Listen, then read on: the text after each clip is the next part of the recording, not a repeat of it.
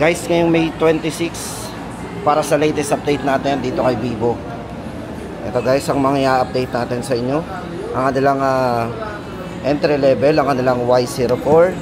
Sa mga naghahanap ng budget lang, andito rin po ang kanilang Y19s. Yan, below 10,000 po itong mga to. Yan, Vivo Y19s, Y28. Ito guys, may dalawang variants dito, yung Y28 nila. Tapos guys, ang kanilang B40. Ito yung kanilang B40 Lite. At ang kanila pong B50. Ito guys, ang kanilang mga B50. At ang kanilang X200 series. Yan po yung atang mga ito na po yung mga i-update natin ngayon. At syempre guys, hindi lang yan meron din silang watch dito. Baka naghahanap tayo ng smartwatch dito kay Vivo. Yan, dalawang ano po yan. May dalawang colors po na pwede tayong pagpilian dyan. At sa mga naghahanap ng buds lang, na mura lang, nandito ang kanilang Vivo Buds. Ito guys, para sa mga naghahanap dyan ng budget po lang dito kay Vivo. Ito guys, ang kanilang Vivo Y04. Ito guys, may dalawang variants po ito. Isang 64GB at ang isa po nito ay 128. So kung naghahanap po tayo ng extra phone o yung mga budget lang ang ating kaya, meron po sila dito ang kanilang Vivo Y04. At ito po yung mga colors na pwede natin pagpilian. Ayan. Tapos guys, ito bago tayo pumunta doon sa presyo po ng kanilang 64 at yung 128, pag-usapan muna natin ang kanyang specs para may idea po tayo. Guys, ito pagdating sa battery, unang-una dito yung kanyang 5,500 mAh na naka Blue Bolt battery na. At meron din po itong 5 year of battery health. So, kahit ganung 5 taon na talagang matibay pa rin yung battery nito. At syempre guys, pagdating sa bagsakan, budget phone ni Vivo ay merong ito ay certified ng 5-star drop resistance at naka-military grade shock resistance po yan. So, matibay. Then kung volume naman, ito ay merong 200% volume and naka-audio booster na rin. Yan, syempre guys, malakas na rin ang volume nito.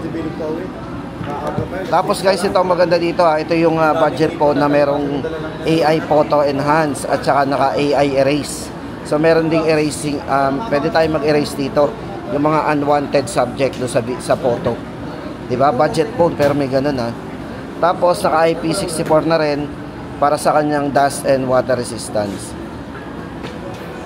Siyempre yung mga flashlight guys, baka naghahanap kayo ng maliwanag na flashlight sa cellphone. Ito po yung merong 10 times high intensity flashlight. So check po natin ang flashlight nito. So napakaliwanag po ng flashlight nito. Presyo po ng ating ito para po sa 64GB nito, 4,699 at ang 128 po na variant nito ay 5,299. Vivo Y04. Tapos guys, lipat tayo sa kanilang Vivo Y19s. Ang kanila pong Vivo Y19s guys, may dalawang variants din. Ito naman, medyo malaki internal storage ito. Meron itong 128 at meron po itong 256GB. Ito guys yung design, check muna natin ang design para meron kayong idea doon sa design nito. Vivo Y19s. Unang-una din dito guys yung kanyang nakapasa po yan sa military grade, shock resistant din. So matibay din yan. Tapos pagdating sa camera, ito po ay merong 50 megapixel na rin para po sa kanyang night AI camera. Check natin ang camera.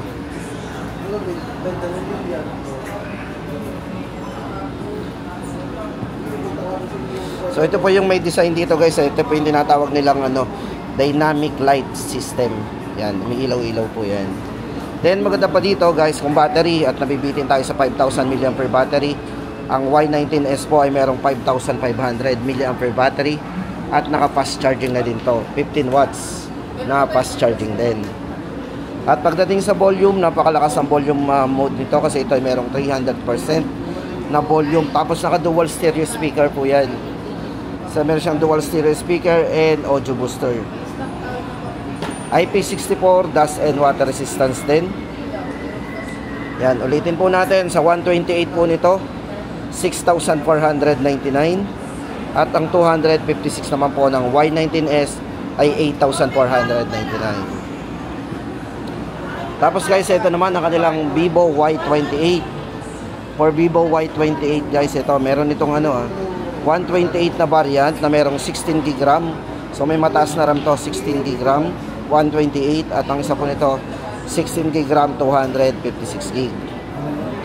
Para po sa design, check natin ang design nito. So kung mga nagpaplano pa lang tayong bumili, tama-tama sa inyo to bago kayo pumunta sa mall. Sana mapanood muna natin at pakishare na rin po ng video natin. Yan, para makatulong po tayo. O ito guys, tuloy na natin. Guys, unang-una dito sa kanilang Vivo Y28. Ang unang-una guys dito, yung kanyang pagdating sa specs, yung kanyang battery, napakataas. Meron po itong 6,000 mAh big battery at naka 44 watts fast charging na to. Pagdating sa durability, IP64 na din, dust and water resistance. Sa volume, naka 300% volume mode. So meron tayong malakas na volume dito hanggang 300%. So kahit nasa mall tayo, talaga mapapakinig natin yan. Tapos guys, ito, pagdating sa brightness, napakaliwanag ng screen yan. Kasi ito ay merong high brightness. At syempre guys, meron na ring eye protection screen. At pagdating sa screen refresh rate, naka 90 na po. Very smooth na rin. At syempre sa mga gamer dyan, ito ay merong multi-turbo 5.5 plus game mode. So yan, tama-tama sa mga mahilig maglaro dyan. Ito na guys ang presyo natin sa kanilang 16 GB RAM 128, 7,999. At 9,999 naman sa 16 GB RAM 256 GB. Ito guys, tandaan natin, Vivo Y28. Tapos guys, ito naman ang kanilang Vivo V40 Lite. Sa mga naghahanap po dyan guys ng Vivo V40 Lite, ito po yung ating design ng Vivo V40 Lite. Tapos ito po yung kanyang purple na kulay. Ito guys, may tatlong variant sa kanilang Vivo V40 Lite. Baka naghahanap po tayo ng Vivo V40 Lite. Ito po ay merong 4G. Ang isang variant po nito ay 16 GB RAM 256. Yan po yung 4G edition. At meron po siyang 5G na 256 GB. At ang isa pong 5G ay 24 GB RAM 512 GB. Guys, bago tayo pumunta doon sa mga presyo nito, ito po yung mga specs nito. Guys, kung more on camera kayo, pwede sa inyo ang camera nito kasi ito ay ginamitan ng Sony camera. So, syempre guys, ginamitan po ito ng yan.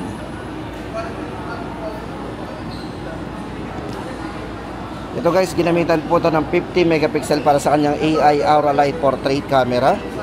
Siyempre, AI photo enhancement. So, tama-tama ito sa mga mahilig dyan mag-photos at syempre, video din. So, napakaliwanag po ng camera niyan. Tapos guys, yung brightness nga pala nito, napakaliwanag kasi meron din yung 1,800 nit o yung kanyang pinaka-peak brightness. Kaya napaka-tingkad po o napaka-liwanag ng screen talaga niya.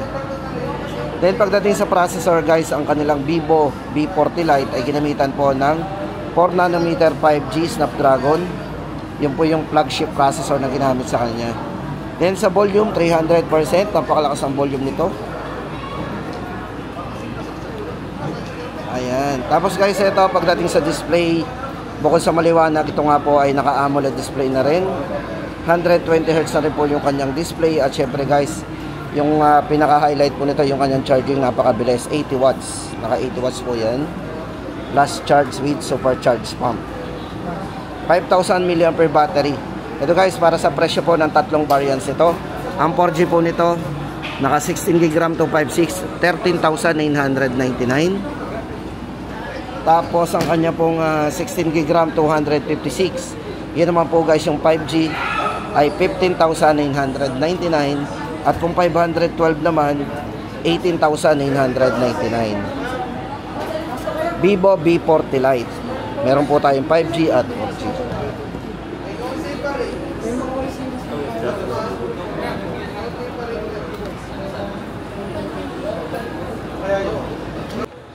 Then guys, ito naman ang ating latest update. Kung naghahanap po kayo ng latest model dito kay Vivo guys.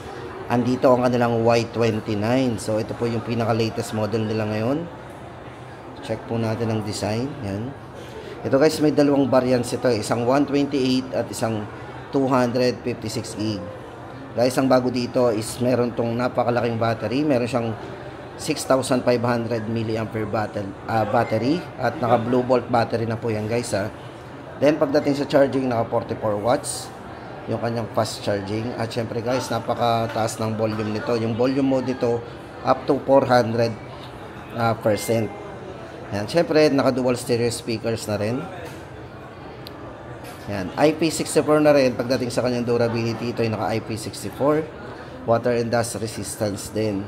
At syempre guys, matibay din to kasi ito ay meron ding SGS 5-star drop resistance at naka military grade certification po yan. Tapos pagdating po sa kanyang ang bago po sa kanya, meron po itong mga circle to search with Google. Ayan, meron na rin po itong 50 months of smoothness. O, diba, napaka-tagal. Ayan. Tapos guys, ito, ang bago dito, ito rin mayroong helmet on face unlock. So, helmet on face unlock, diba? Kahit naka-helmet tayo, maano natin to, ma-unlock natin to gamit yung ating, diba? Yung bago sa kanya, kahit naka-helmet na pag-unlock tayo. Helmet on face unlock.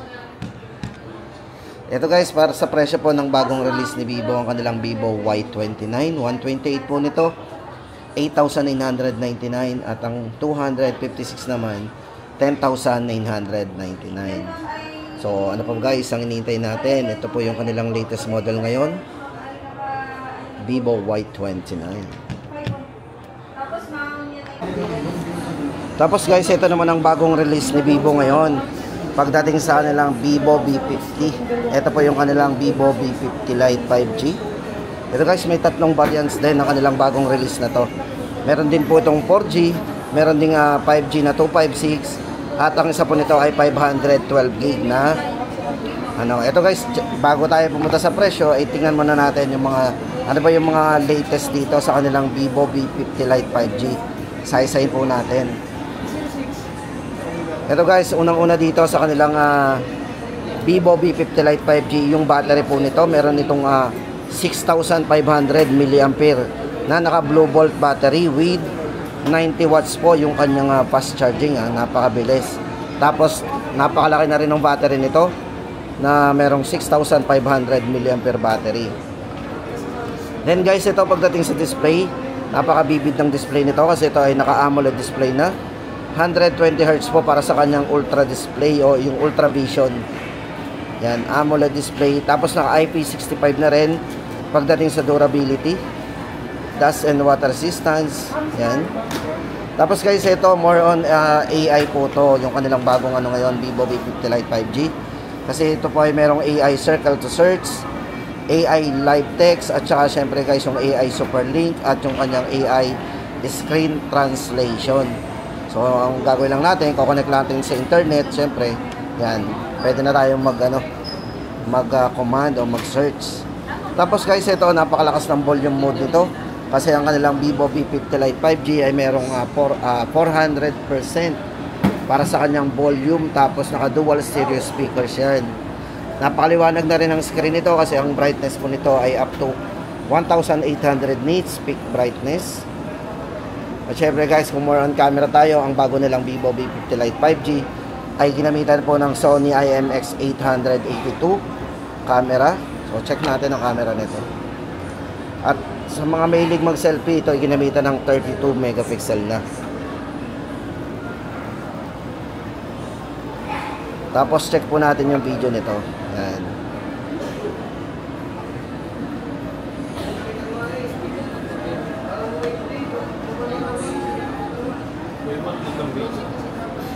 Liwanag.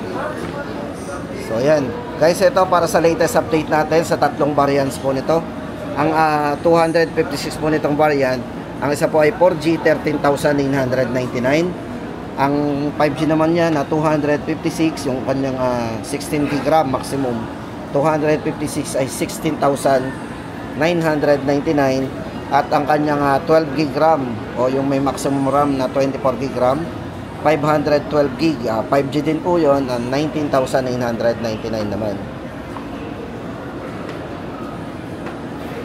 Vivo V50 Lite 5G. Tapos guys, ito, singit ko na sa inyo. Ito, baka naghahanap po kayo ng buds. Kung pinakamurang buds lang ang ating hinahanap, guys, ito, baka magustuhan nyo ang kanilang Vivo buds. Kasi ito, 1,699 lang po ang kanilang Vivo buds. Ito po ay merong napakatipid na battery kasi meron siyang 50 hours na ultra long battery life. At syempre, pagdating sa gaming, pwede ito, super low gaming latency yan. Tapos ito po ay merong Vivo Deep X 3.0 sound effect na rin. At syempre guys, napaka-stylish nito kasi ito ay stylish lightweight design at comfortable sa ating tenga. Ayan. Stable connectivity kasi ito ay merong Bluetooth 5.4 plus multi-point connection. Pwede tayong mag-connect dito ng ilan.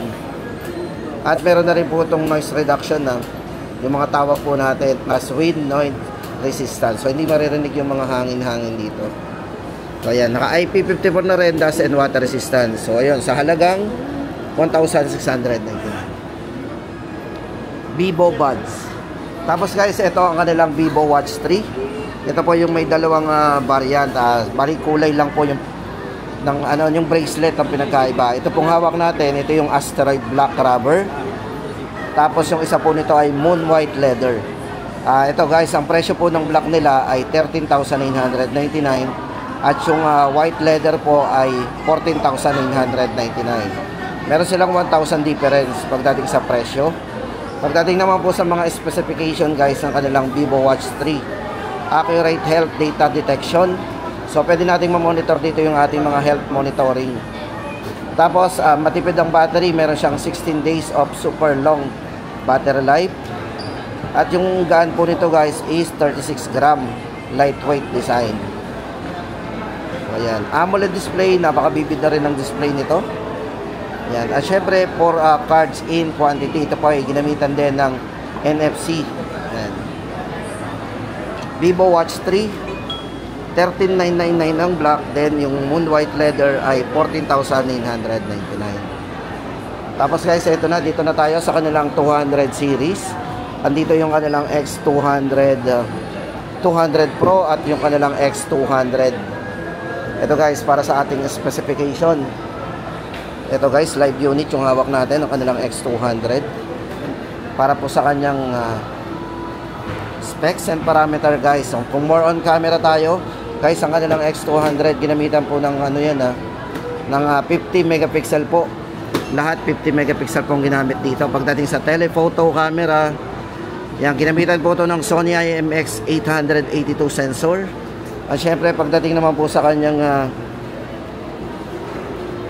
yan, ultra wide angle, naka 50 megapixel din. Kahit yung ultra wide angle, maganda yun, naka 50.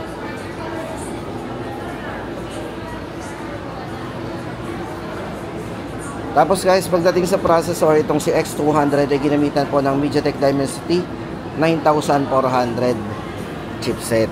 Then, ang battery guys, hindi tayo mabibitin sa battery nito kasi ito ay merong 5,800 mAh battery at naka 90 watts po yung kanyang fast charging. Pagdating sa display, napakabibid ng display nito kasi guys, ito ay naka 120 Hz po yung smooth screen niya at yung kanyang bibid po, bibid ng display na AMOLED display.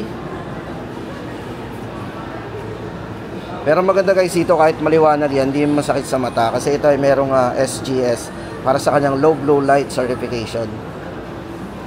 Yan. Siyempre, pagdating sa durability, napakataas ng IP rating po ng kanilang X200 kasi ito po ay merong IP68 and IP69.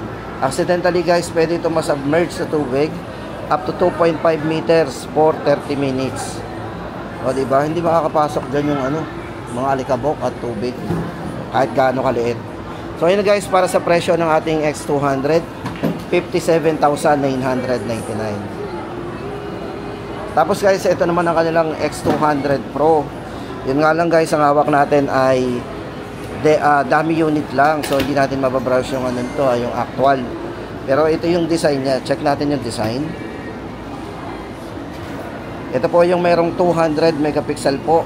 Yan, para sa kanyang size. Apo telephoto camera ang ginamit dito.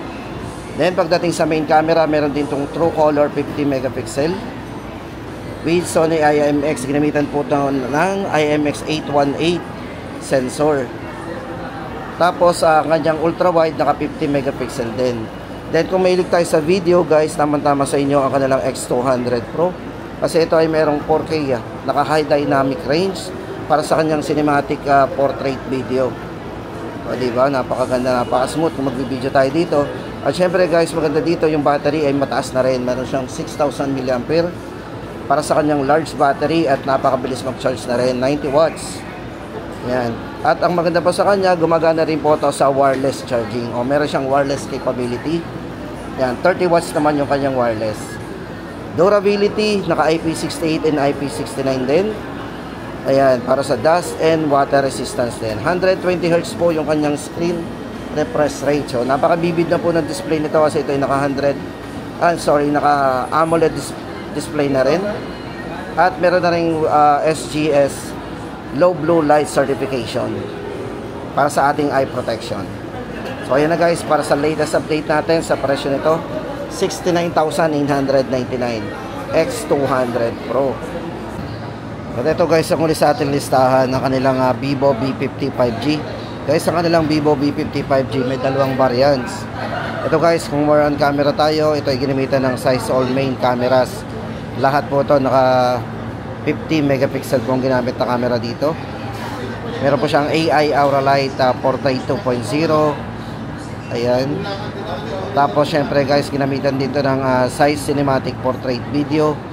At meron din siyang 4.0 DSLR stabilization.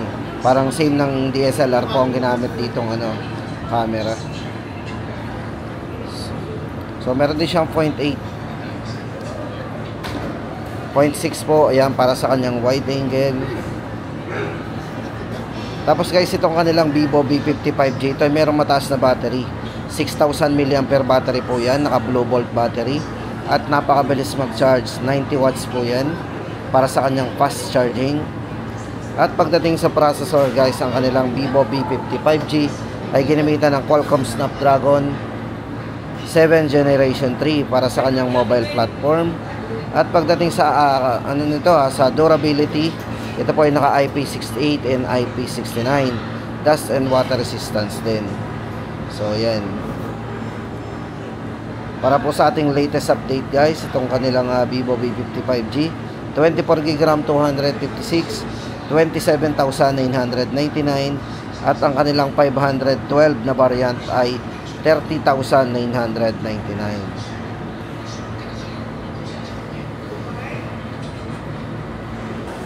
So, ayan na guys ang ating latest update dito kay Vivo. Baka nagpaplano pa lang tayong bumili. Ay, tama-tama sa inyo ang video na to guys. At kung nagustuhan nyo ang ating video, syempre, huwag kalimutang mag-subscribe sa ating channel at pakishare na rin sa ating mga social media platform like Facebook and Instagram. So maraming salamat sa inyo guys.